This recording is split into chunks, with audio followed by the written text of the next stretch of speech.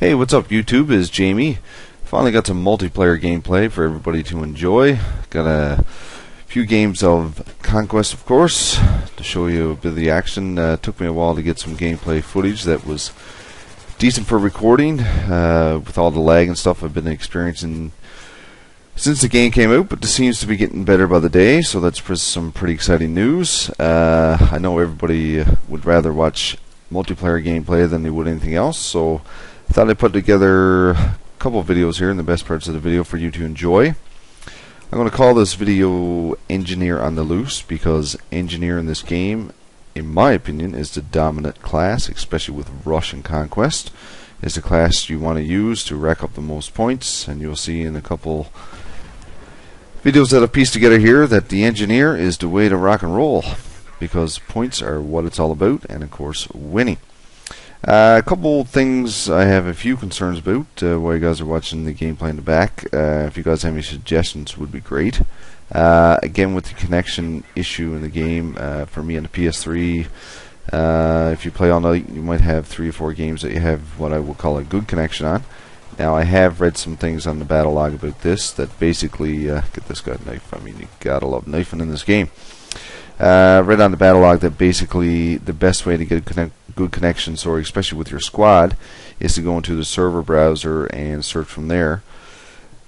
And I've done that a couple times, but I can never find a game that would have any more than 1 or 2 slots open unless you switch the region code, which is, when you do that too much, you end up with a low ping, and therefore you're going to end up with bad connection. So that's not working out too great for me, not yet anyway, but I know they are working on this, and it will be something that will be resolved. So that's good news. The other issue I have is the chat in the game seems to be a little bit off. Again, I don't know if it has to do with the overwhelming amount of players they have on the servers or whatnot, but I find it really difficult to chat to your squad mates. I know when Bad Company 2 was fantastic and there was no issues whatsoever, but in this game it just seems very difficult to get a decent chat with your squad going, which is pretty important. If you guys have any suggestions about ways that this could be fixed, it would be great if you can tell me, because I would appreciate that and would utilize it. And here I go, try to take this guy out. This is a bit of an animation glitch in my opinion here. I mean, I was aiming down the sights at the guy and all of a sudden I pulled out a grenade and threw it at him.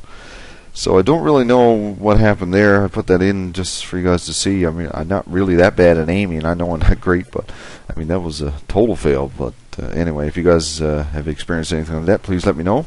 That'd be cool. And again, running around with the Engineer class, especially on Rush and Conquest, is hugely important. As you can see right here, never done a thing. I had a few landmines out, and bang, I pick up almost 700 points in a matter of 10 seconds. And here I go, just make sure I have landmines ready again.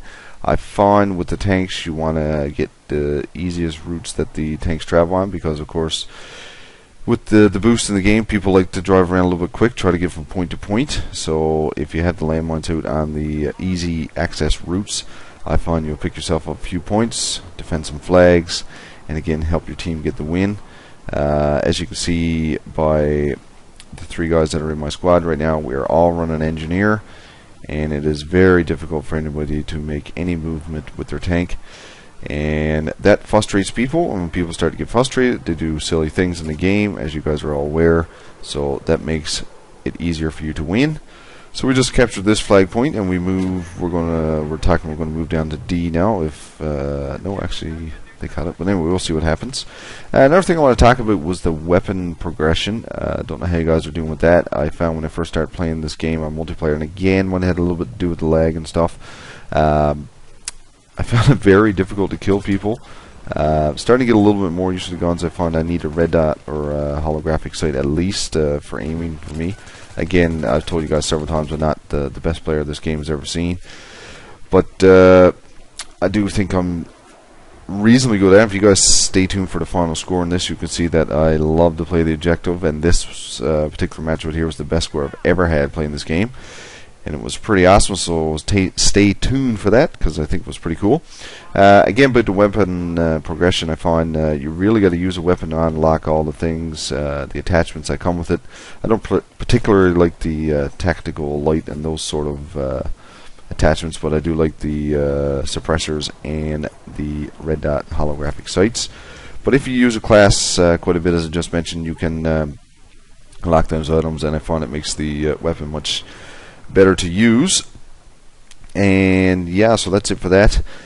If you don't notice what I did there, then I tried to switch out my kit with the other guy's kit to try to drop some ammo. It doesn't work quite the same in this from what I've been finding, because I was trying to resupply my landmines is what I was doing, but I found that I only got one out of it, but I wasn't 100% sure if I had that before. So if you guys have switched kits and tried to resupply like your engineer kit with it, just let me know what you actually resupply if you get your full kit or anything like that, because I would like to know that. So here I spawn back at the spawn point because I never had another point to spawn on. I'm jumping the tank. Enjoying the tanks a lot in the multiplayer. I am not very good at flying any aircraft. I've tried it a few times. I've been watching a couple of videos on how to fly the jets and the helicopters. I was not very good at in Bad Company 2 either, so of course there were no jets in that, but the helicopters, near the end I was starting to get a little bit used to it, but the controls are quite difficult. So here you go. Landmine kills another enemy and destroys a vehicle, and I was nowhere near the action, so you have to love the engineer kit. I've played a few games of deathmatch so far. It's a little bit more like the Call of Duty series, which is pretty good. It's great for unlocking the attachment stuff on your weapons because you get quite a few kills and stuff in those matches. But with Conquest and Rush, I mean, it's all about the points in this game. It takes quite a long time, if you guys are aware, to rank up. I believe so far I'm level 14 or 13, something like that. If you see what I do here, I leave the tank by the flag as a distraction point for, because I knew I was getting hit, so the guy was not worried about the flag point at all. So I just left the flag there for the guy to distract himself with, I guess is the only way to say it. And why I captured the flag, there's 200 points for that, for neutralizing the flag, and of course 250 for the capture. So while that guy was trying to blow up my tank and get 50 points, I got 450, so have at her, I'd say. So this game is getting pretty close to an end. As you can see there, landmine does the trick again, and I just rack up 425 points. So it's all about the points, and that's why it's the engineer on the loose, because I think engineer class, as I mentioned in the beginning, is the go-to class. And I know I'm not the only ones running engineer, because I see a lot of people running around with that class. So it's starting to become a common thing, and if it's used right with the right squad, you can really shut down the enemy vehicles, because of course in Conquest and Rush there are a lot of vehicles. And here I go out. I might even run a little bit long with these things in my hand, but see a guy come through here in a second, and I never had a chance at all here. Down and out. What do you do? But when that tank comes through there, I'll get revenge on him a little bit later, I'm pretty sure. So this game is coming to an end. As you can see here, I mean, you just can't just pop one bullet to a guy and he's down. You really have to stay on sight and make sure you hit your target. So I'm trying to work on my aim and stuff a little bit.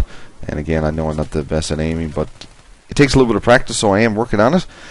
But anyway, this video is coming to an end, guys. I hope you enjoyed it. It's my first multiplayer commentary on Battlefield 3. This video is on the PS3. I think the graphics look great. Loving the game. A few little minor glitches that I know they're working out. They're not, as a lot of people have said before, they're not game breaking or anything like that. Be sure to leave a comment. Let me know what you think, what you'd like to see. And please stay tuned for the final score. As you can see, we did win the game, and the final score will be up here shortly. Best score I've ever had. I actually ended up with 24 kills, 9 deaths, and a score of 95.07. And the most valuable player trophy on the PS3, which is always good. I was going to let all the ribbons and stuff go through, but you guys have seen lots of that. I unlocked a couple new weapons. So anyway, guys, hope you enjoyed. Please rate, comment, and subscribe. We'll talk to you guys soon.